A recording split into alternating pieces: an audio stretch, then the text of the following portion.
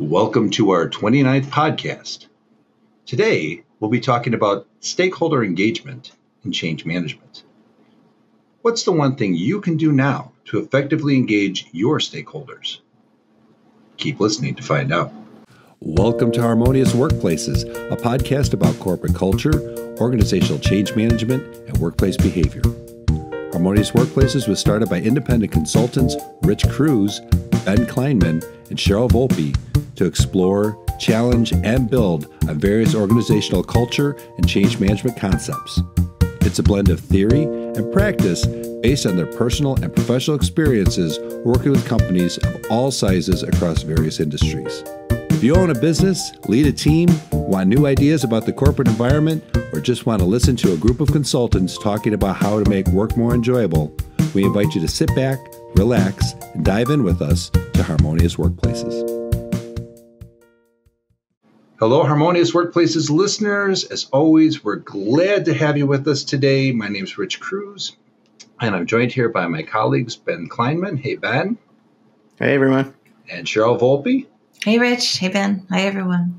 Hey, everyone. All right. And today we are going to be talking about stakeholder engagement and change management. So, those stakeholders. They are... well, let's if only we didn't have stakeholders, every change would go so easily. Oh, absolutely. So simple. So simple. Yeah, but let's maybe first, because just for the sake of everybody that's here, maybe let's define what do we mean by a stakeholder? Because oftentimes we just think we have this kind of myopic view of, this one single person that we have to kowtow to, I guess, but, what would you say is a good definition of stakeholders? It's a great question. If I am elected to go first, I will say that it includes everyone who will be affected by the change. It includes everyone who is involved in that organization. It can even include family members of the people who work in that organization. Sure. It's an all-encompassing word, in my opinion. Mm-hmm. Mm-hmm. Yeah, I've seen it defined very broadly like that. A lot of organizations try to make it very all-encompassing. Some just make it very narrow, like who is the sort of first circle or first order of people impacted by a change. So it just depends. Yeah. But I tend to like the bigger, broader definition because it makes you realize that sometimes there are many circles or layers, and people are impacted in different ways, and those layers can bulge or swell depending upon how deep the change is going to be. Sure. Yep. I'm thinking about when we're engaged in a project, like using the project management framework, or from PMI, the Project Management Institute. One of the first, there we go, the acronym number one within. But I love that you already defined it. I didn't have to. Yeah, good job, man. Didn't have to stop. That's training. That's reinforcement. There you go. So in this framework, right, we have 5 stages: initiation, planning, execution, monitoring and controlling, and closing, right? In that initiation stage, there's only 2 parts, which is really the initiation part of it, like getting the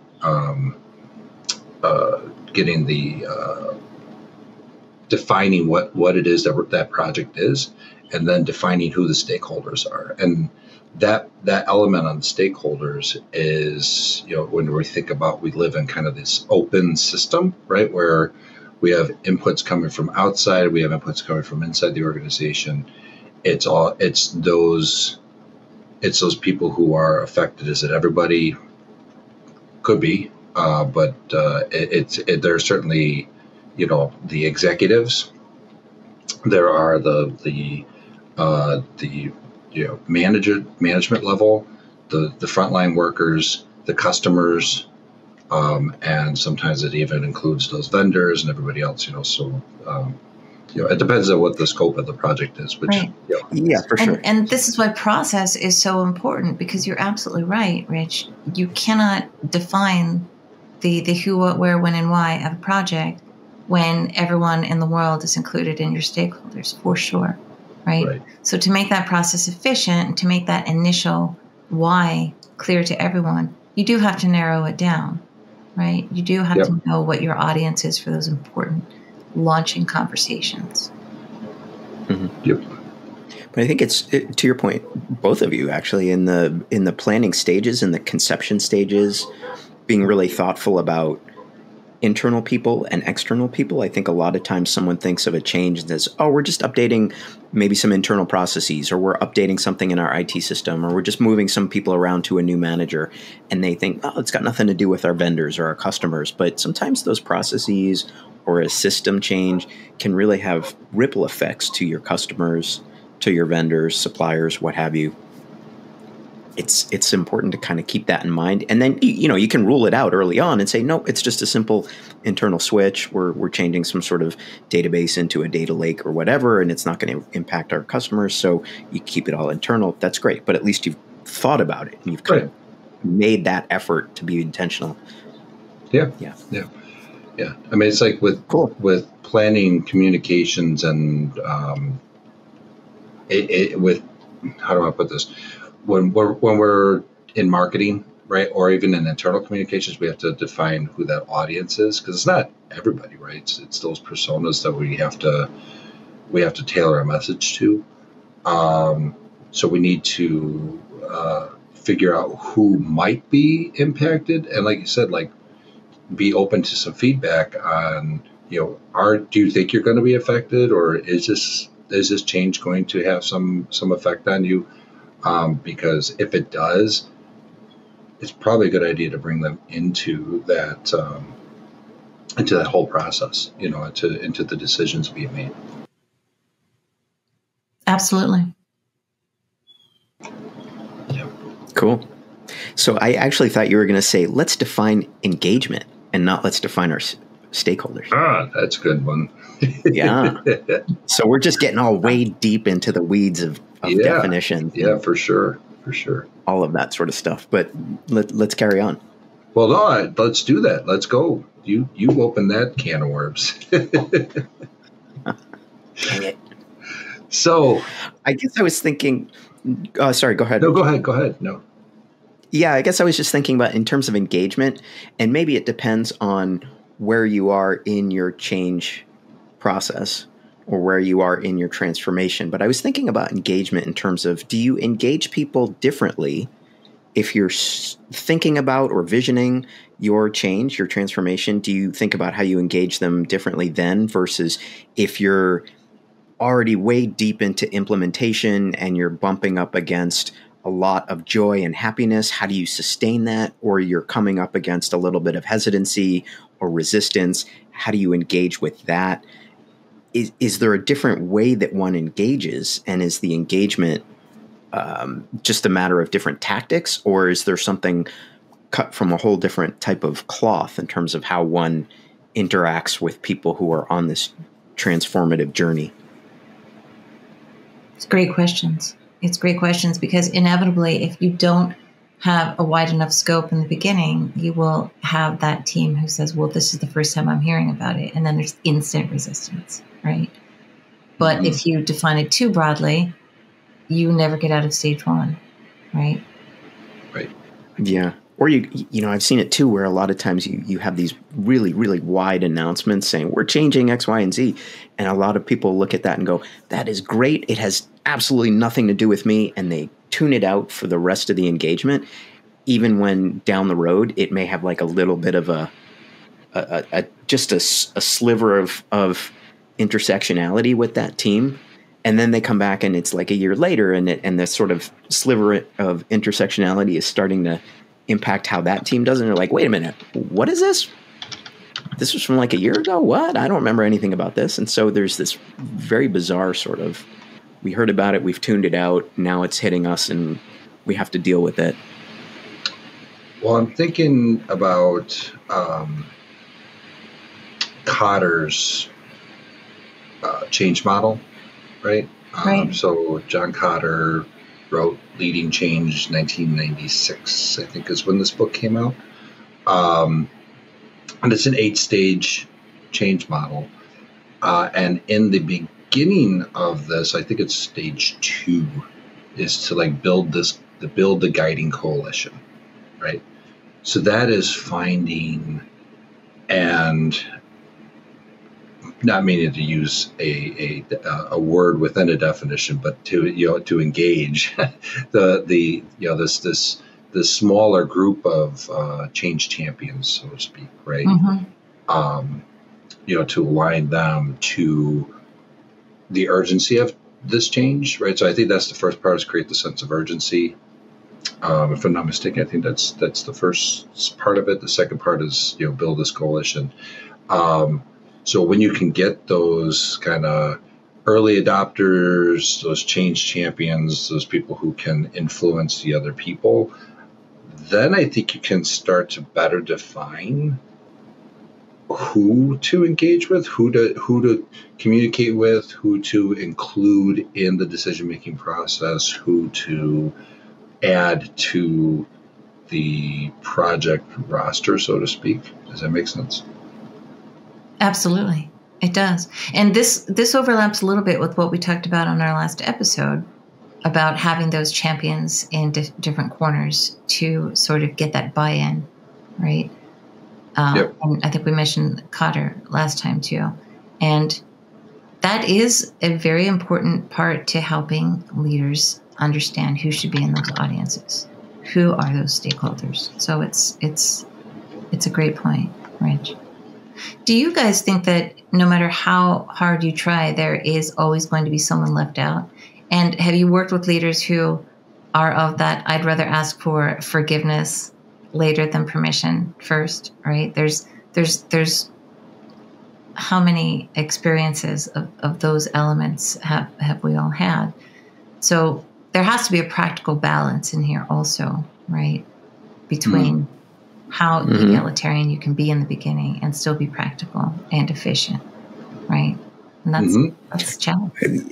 Yeah, I mean, just realistically, you're always going to have somebody who's the last to know. It's just like, right. That's right. Even if you send a blanket memo to the entire company, somebody's going to be out, or somebody's not going to read it, or it's not going to click in their mind. So you're always going to have that excuse or that comment or that perception that, wow, I didn't know about this. Why am I always the last to know? And that's just something you need to be thinking about, how you address that. If it's something that's going to drag your change, or if you can use it as a good reminder for everyone. Hey, you may have heard about this a month ago, but now we are super deep in the weeds and we're so excited. And Cheryl's going to tell you all about the win we just had last week with customer Q, whatever that is. So there's that. And I find that a lot of times, at least nowadays, people seem to really like that approach of begging for forgiveness as opposed to asking for permission. If it's the right organizational culture, if it's the right place, a lot of times leaders or even people on a team will just start doing stuff. And as long as it's within scope, and it's not like they're going out and selling IP to raise funds or whatever without going through the proper channels, it's oftentimes the way stuff gets done. And, then you sort of morph it and fit it into the norms. But I've seen a lot of that. Sure. To some extent that's innovation, right? Is I have this idea, let's, form this, and hey, how can I make this work type of deal, and if we always have to wait for permission to move forward and stuff like that, it stymies us from growth, if that makes sense. Right. It also can define a transformational leader style. Yeah. Right. Well, it also speaks to trust within the organization. I know we're going way left field of our topic, but if you have an organization with some level of trust, or a team with some level of trust, you can say, hey, you guys, what you need to do, just go do it. If you have a better way, try it. If it's regulated, then just make sure you're following processes. Sure. Yep. Yep. Otherwise, you're going to fall into a micromanaged culture, which is that rarely ever. I don't think I've ever seen that work well. Right. For sure. Can you imagine someone saying, "You are way too comfortable with the ambiguity you have caused"? Right. I thought you were going to say you are doing really well being micromanaged by me. Right, it's the opposite. Yeah. I'm about to micromanage your transformational ways. Yeah. I'm going to watch every click of your key for the next 8 hours. Let's go. Oh, yeah. Oh, scary stuff. And yet not far from the truth in some organizations, unfortunately. So, I'm sure someone who's listening to this is saying, that just happened to me. Right. That whole biometrics, oh, yeah. Get out the mustache twirl. Your brother's watching. Right. So, hey, maybe we should take a break. And then when we come back, we can start getting into ways people can, now that we've defined stakeholders and engagement and talked about all sorts of factors that might impact how one engages, come back and start talking about ways that we can engage with stakeholders at different parts on the journey. Perfect. I love it. Sounds all right. great. We'll be right back. Dysfunctional organizational cultures and poorly managed transformations can devastate employee morale and motivation, leading to disengaged employees, poor work quality, and the loss of your best people. The impacts to your organization include high costs, low productivity, and wasted resources. At Harmonious Workplaces, our purpose is to help you build the best workplace possible. We are advisors applying proven organizational development and industrial organizational psychology methodologies to help you become your best organization. We are doers, using time-tested principles to help you execute organizational change initiatives smoothly and successfully. To discover how Harmonious Workplaces can impact your organization, visit www.harmoniousworkplaces.com and book a free 30-minute information session with one of our consultants today. Again, that's www.harmoniousworkplaces.com.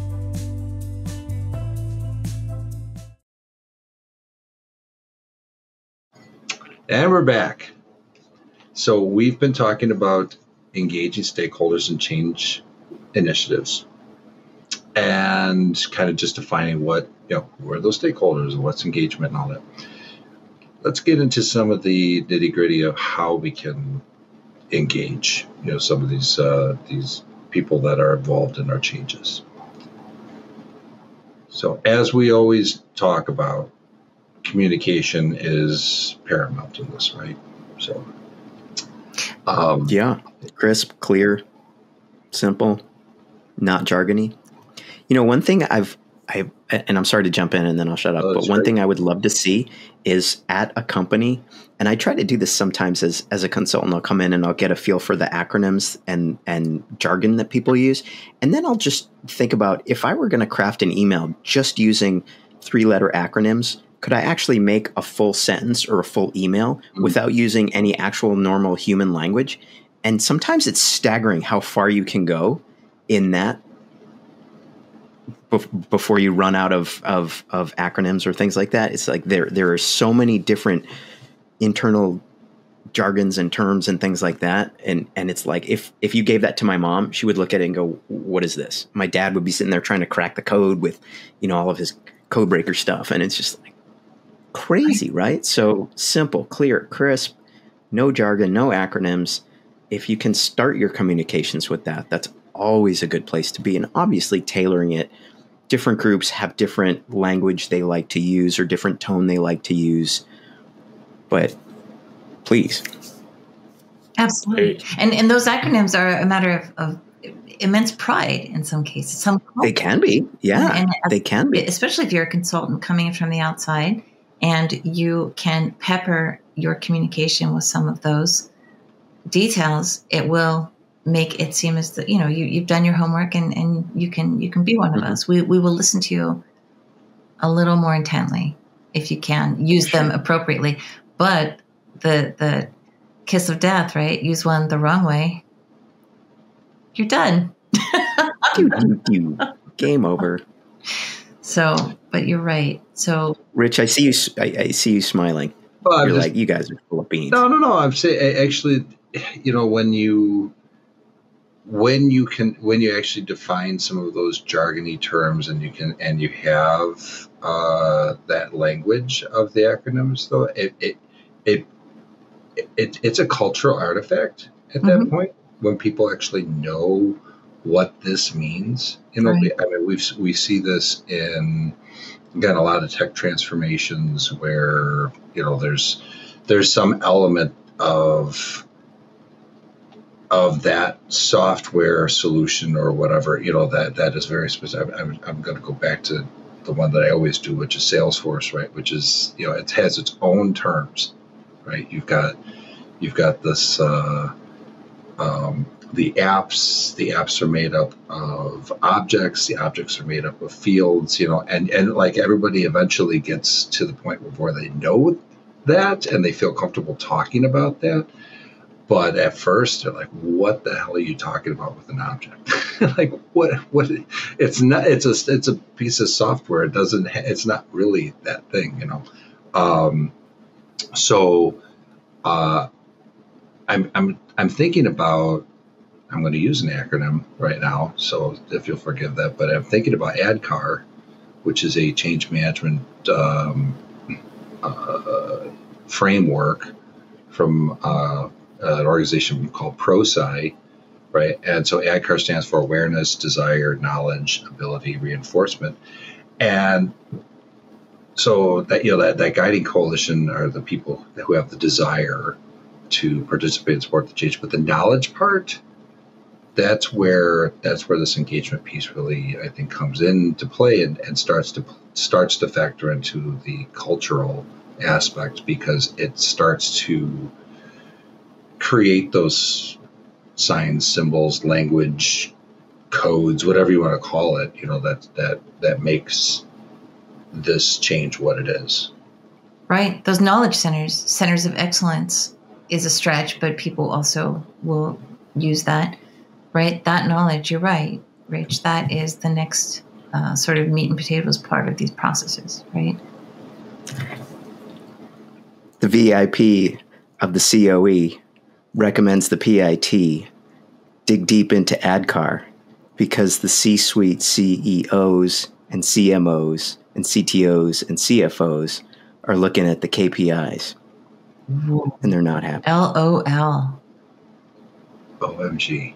I got that whole thing, but man, that took a lot of right. Your brain is like, whoa, I'm trying to get like the reins of the horse, or just right. like, yeah. If our brains were Chat GPT, that would be like extra heat coming off of that right there, right? Yeah. I wonder if it's different for different generations who are used to text messaging and using abbreviations in text messages or SMS messages. Do people even call that anymore? SMS messages, where you're used to using abbreviations and acronyms. Do their brains grok onto that a little bit faster? I think they do. I just want to say where I lost my interest in keeping up with them was the first time someone used one in particular with me. And once I realized what it meant, I thought the end of communication has arrived. Uh-huh. It's the too long to read acronym.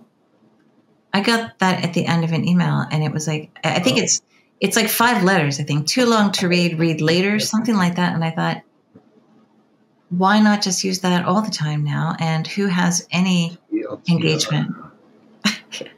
So I think TLDR I've seen. Yeah. Yeah. I mean, I thought if I could have used this years ago, can we use it when someone's talking too long? Can we use this when we just don't want to listen anymore? So I think there are many more I don't know about, but that was about 2 years ago. And I thought, I'm not even going to try to keep up anymore. But that's great.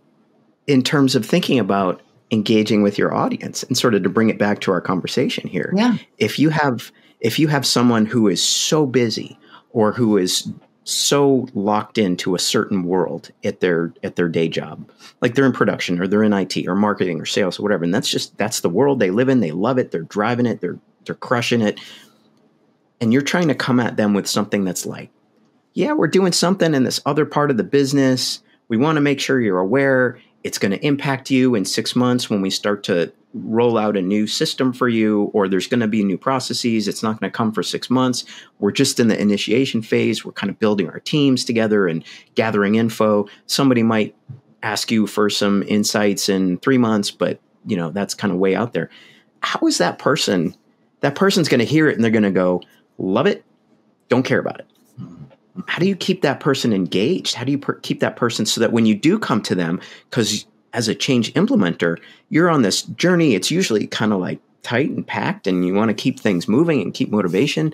How do you come to them and you say, okay, I'm ready to engage. Tell me all about your world. And they're like, who are you? Yeah, that's not an email, right? That's planning a meeting. That's a one-on-one. That's something completely different. Email will not work in that case, Sure. And that acronym that we were just talking about, I can understand where it would be appropriate if you're in that, like, I can't stop to read this. But I think acronyms like that are leading to the incivility that Sherm is talking about right now, right? How about just, I'll get to this later. What's the priority? How about using all words to communicate? Thank you for this. Can't read the whole thing now. Would love to talk to you more when I get time. Let's schedule a meeting, right? Yeah. Yeah. Or do you, when you're tailoring your communications to different groups, do you say, okay, group X, we're going to engage with you very deeply, very quickly. You'll hear more about it, and we're going to come to your next team meeting next week. And okay, team Q, we're going to engage with you much later on. While we're doing X, Y, and Z, you don't have to worry about it. We'll kind of reach out to you about a week or two before we're going to engage with you, give you a status update. But for now, just know this is. But the information. The information is here. You can engage with this. Yeah. I love that. Right. You don't. Right. If you want to learn more, if you want to keep updated, you can come to this intranet, or you can go to this website that we've set up and hear all about our updated. You can sign up for our monthly, weekly newsletters, whatever that looks like, or you can ping the change leader for info. But for now, just know that this is coming next quarter, 2 quarters down the road. Don't worry about it, but at least you've heard of it. So when we do engage, it's not like WTF. Yeah. Right. And you have experience with that, Ben. When we were telling our stories, you were excellent, positive story about the change you implemented because we all learn differently. What you're talking about is more about timing and giving people the option to take a deep dive sooner than they need to or not. But it's that variety of communication options that I think increase the likelihood of success with this kind of stuff. Right. So I think what I'm hearing a lot of, which is great, is that engagement is, when you successful engagement is impacted by timing and by communication vehicle or method. Channel. Yeah. We've talked a lot about, channel. Thank you. We've talked a lot about that. Some people learn by reading emails. Some people like to have small meetings, one-on-one. Some people like to intake it and kind of go away and cogitate and then come back. Some people like videos. Some people need all of it. Some people need different bits at different times. And so it's all of those things. Right. And all of that, the timing, the channel, the messaging, the content, all of that goes back to something we've also talked about is intentionality. You have to think through a lot of this, and you're not going to get it all in that planning stage. You're going to have to roll with it and adapt and stuff like that. But there has to be some thought behind it, some level of, okay, here's what we know about our org. Here's what we think is going to work well. And maybe if your org is just like super extra chippy about using acronyms, you use those because that's the way your org works. Mm-hmm. But that's a very org-specific kind of a nuance. Sure. Absolutely. I think I mentioned this before when I was going through my OD and change leadership certification, that there was a Harvard business kind of a game OD. that I was? Design? Organizational development. I'm sorry. Yeah. Org development. Yeah, org development. So this was an exercise, kind of a gamification training that was a simulator for a change initiative. And there were these different levers that you can basically pull that cost, a certain amount of time, and you could only pull these levers so often, right? But like some of them were have the CEO, which is very expensive, have the CEO make an announcement to everybody, right? Hold a town hall meeting. I think the least expensive in terms of this time, and probably the more effective, is to have these one-on-one conversations and then leverage relationships that you find between stakeholders. So if somebody's working together in the same work group, or if somebody's a friend in another work group, to try to find those, again, that guiding coalition, and to help them influence the other people. So because it doesn't always have to be just the change leader or change manager that does all this. If you can enlist, there's another counterpart. If you can enlist a volunteer army, which is part of that, to help with that engagement part, I think that delegation adds to the effectiveness of of that change model, if that makes sense. Absolutely. How did you do on your scoring? On that one, we did get, I think we did get 100%. You had to at least get 80% of adoption in the end. There's a certain bucket of time. I don't remember what it was exactly. I think it was like 3 months or something like that. But we got 100% before the time, which is cool. But there were a lot of failures along the way, though. Like we, according to this, we engaged the CEO way too early. we didn't have the vision and all that stuff defined. We had a town hall meeting way too early because, again, we didn't have enough adoption from other people to help guide this, so that we could bring in success stories and that type of stuff, which is helpful. So, and I can recall actual change initiatives in real life where we've done that, where it's, we thought that we were going to be effective by making these big announcements, and it really brought about more uncertainty and more, what the hell are you guys talking about type of deal, than a rah-rah type of situation. Can I suggest we take another break? Because this is I want to dig into, what do you do when you have that moment of, we've just churned up more uncertainty, we've just churned up the what are you talking about as part of our engagement conversation. Maybe we talk about that when we come back, because I think that's a different way of engaging. Agreed. Okay. And we'll be right back. Join Harmonious Workplaces for an inspiring session with Rachel Minion, co-owner of Rockstar and Moon, a dynamic company transforming the marketing landscape for small businesses.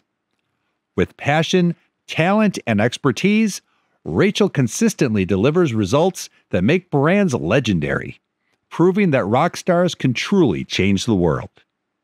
Discover how Rachel has adopted an empathetic mindset to fuel resilience and pursue a game-changing career through periods of disruptive change.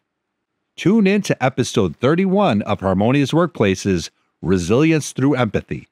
Until then, remember, make change your friend. And we're back. All right. So in this final segment of our of this podcast about stakeholder engagement, Ben, where do you want to take this thing?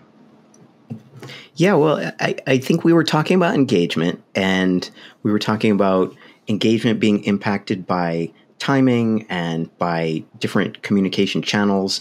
And that's all really well and good and important to keep in mind, especially in those visioning and planning stages, early in the implementation stages, things like that. One of the things Richie mentioned was that sometimes you have some kind of communication, and in your example, it was the CEO, I think, sort of speaking about a change, and that stirred up hornets' nests and people saying, "What are you talking about?" And it caused more problems, more churn, more angst and anxiety, and more uncertainty than one would have expected from a CEO saying, "Here's what we're doing, and here's where we're going." Sure.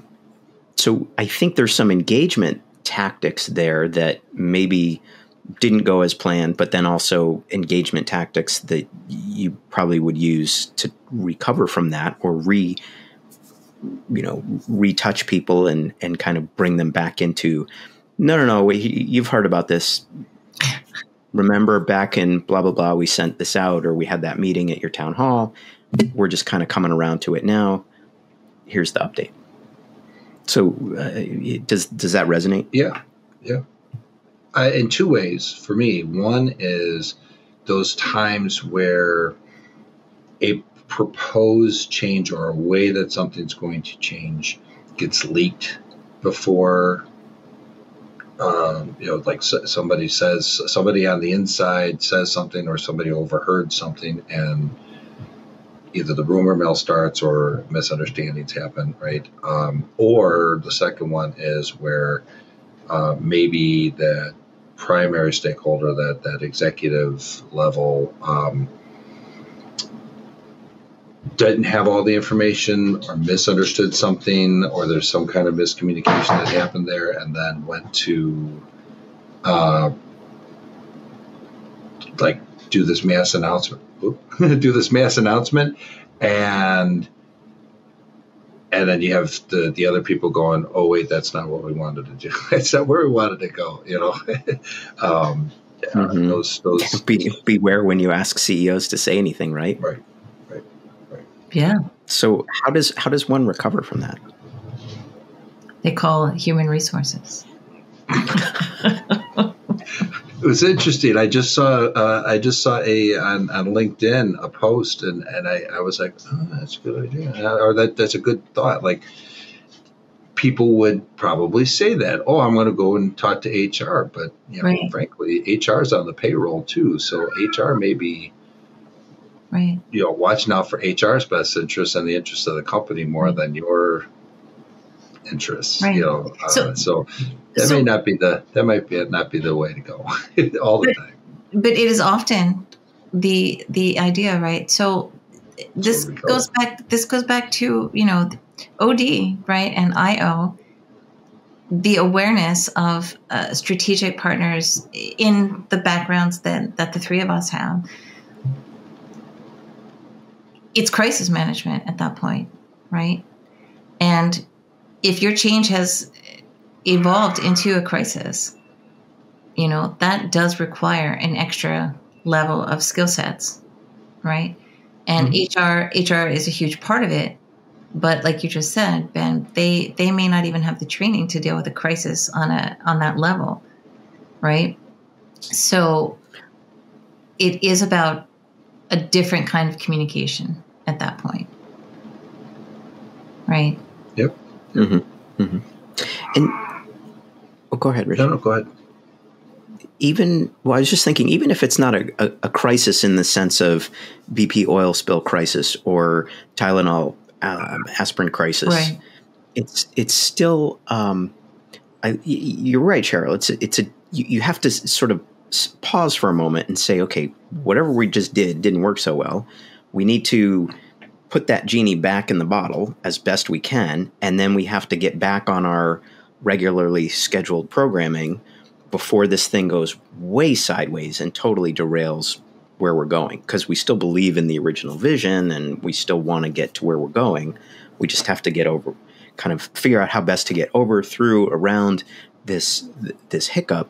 And I'm wondering if that's an opportunity for people to learn about, well, where did this come from? Did we miss something in our earlier communications, in our earlier engagement, such that we can now say going forward, oh yeah, we now need to take this group into account, or we need to change the words we use, or we need to change the way we deliver a message. It could just be the tone, that kind of thing, or even the messenger. Maybe it's better coming from line managers instead of the CEO from on high. Whatever that looks like, use that as an opportunity, and then kind of bake that into the future change, lessons learned, continuous improvement cycle, things like that. It's a great point.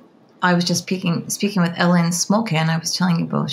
Her tagline is she's a marketing medic, and when she's brought into a company who has a marketing campaign that's failing, her recommendation is not to fire that agency and start from scratch. It's look at what is not working, right? So it's a great point.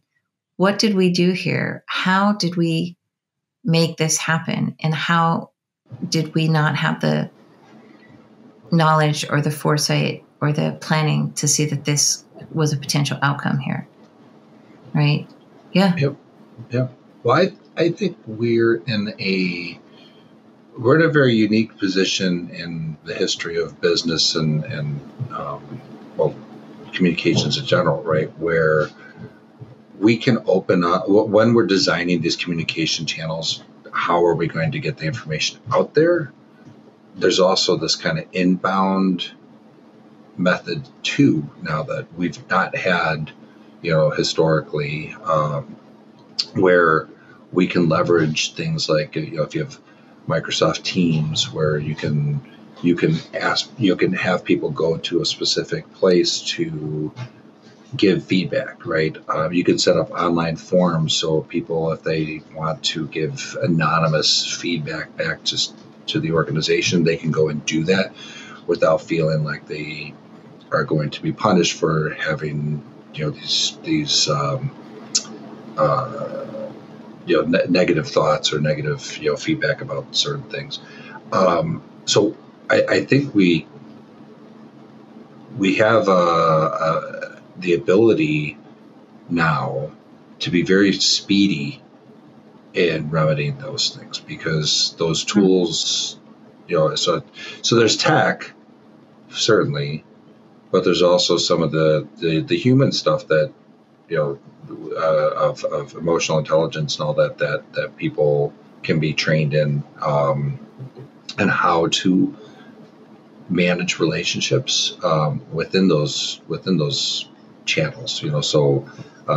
Using a Teams call or a Zoom call or something like that. So somebody still has some distance, but they can still express themselves. So I think we have quite an array of tools that are available to us nowadays that allow us to engage, and that engagement's both ways, right? It's not just pushing messages out there, which I think has historically been the propaganda method, right? Now we have this ability of having a conversational way of communicating, these different change things. Sure. 100 years ago, you make a mistake in the mail, there's going to be a very long lead time before you can amend that, right? Or before you even know about it. Or before you even know. So it's a great point, Rich. There is an immediacy to getting in front of those things. Sure. If Columbus had the internet back then and didn't have to sail back and say, oops, that wasn't India. The world, whatever. It's something that I think in our show notes, we talked a little bit about trying to communicate this sense of urgency with a change, and not urgency in a bad way, but just we're making this change. Here's why it's so important. Here's how it's going to benefit our customers. Here's why we're doing it now. And this is our time frame. And we have this opportunity to seize. I think there's something about the technology that helps us or can help us communicate that urgency, but then also react in a speedier, more intelligent way if we're finding things are not landing well, or if we're finding that there are consistent questions coming up about X, Y, or Z. We can address those, and there's maybe some timeliness to that, but also an urgency in terms of, oh, I see this is bubbling up from multiple pockets. Maybe we didn't address it right. Let's just nip that in the bud, or let's clarify this for everybody. Because it's resonating across so many different departments. Let's use this as an opportunity to clarify that. So there's some urgency around that you can take advantage of with some technology as well. Not to get too meta about it, but how many leaders do you think use ChatGPT to write a message to their team about why AI was not going to be a negative thing, but a positive thing, right? I mean, that's the thing that's bubbling up, and it's urgent. I wish we could. I'm the last person who wants time to go any faster, but I am eager to see what it looks like 6 months from now or a year from now, right? How did all of those communications go? And we personally have a hand in it because we have steps that we have developed that we help companies integrate those concepts and those ideas as a change initiative, right? Sure. But, that is a very present and very immediate and very now subject that is completely tied to the technology. Absolutely. Yeah. How much, we have now in that AI space, right, where somebody, let's even say somebody was using Teams or some kind of a chat function or whatever, they can just use AI to generate a response or generate you put in a prompt and say, this is what I want to say and send it. How often though is critical thinking used in that before it gets sent? I don't know. I don't know. We have stats on that type of thing, but I'm certain that there's something getting lost in the translation when we have the robots doing all of our talking for us. Right. If we could measure, the draft you got from ChatGPT, how much time did you spend revising it on a scale from 1 to 10? And if it was on the lower end of that scale, how effective was it? Which depends on the culture of the company and what the content of the message was. But that will be fascinating to see. How successful has this rollout or this integration been across the board? Yep. And I think as we move forward, as we have researchers out there looking at how people are using AI to engage with other people, we will have more of that information. But I think we there's going to have to be more study into it. Yep, too soon to tell. So have we covered engagement with our stakeholders to the point we wanted to? I feel like we got off onto a lot of interesting sidebars. Yeah. I feel like we could almost do a whole nother episode on engagement with people that we want to attract to our organization, whether they're new hires or customers, or ways to engage with our community, ways to engage with broader stakeholders, if you will, or broader audiences. Sure.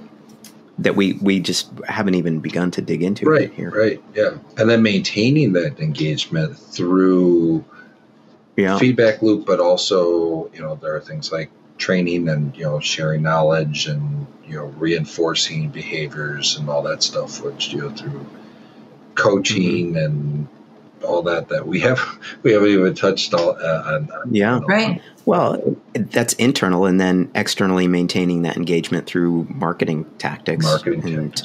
Right. And how much goodwill outreach. And how much flexibility? Sorry. How much flexibility do you have in the length of that change management initiative to alter it as you go when things are failing?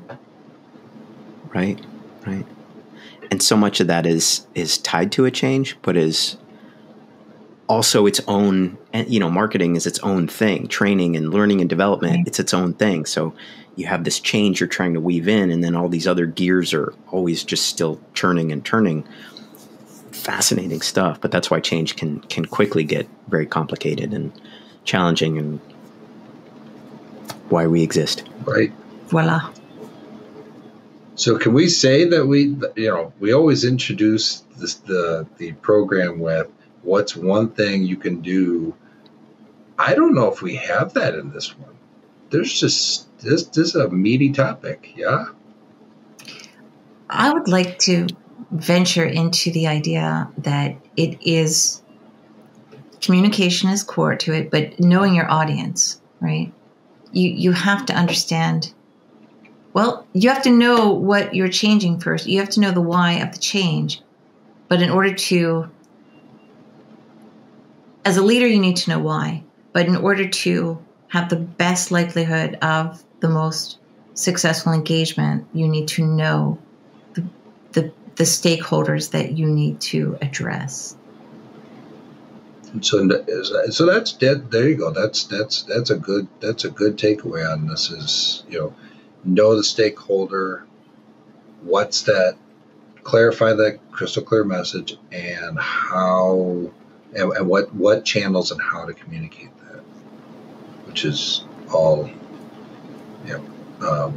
stuff we do in marketing and stuff we do in internal communications. Yeah, if you know those three things going into it, you've got a pretty good start. Mm-hmm. Yeah, I agree. I think there's all of those. Cheryl, what I'm hearing is that just you have to put some thought and intentionality behind all of those and keep doing that. Like you do that at the beginning of the change and say, we think X, Y, and Z. And then, you have to be able to have the humility and responsibility to go back and do that as things roll out. So if you do get really good news and you can adapt to that, or if you hit pockets of what's going on here, then you can adapt to that. Yes. Does that make it, Rich? Is that like a one-ish kind of a thing? I love it. That's great. Good job. Right. Good job, team. All right. Well, I think that's a wrap for today, folks. Thanks for joining us on our Harmonious Workplaces podcast. And Cheryl, why don't you take us out of here today? All right. Thank you. Thank you, everyone. We're going to leave you with this thought.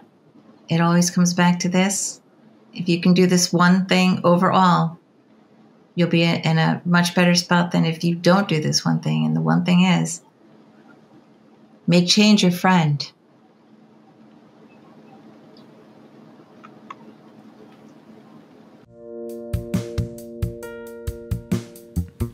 Thanks for listening to Harmonious Workplaces.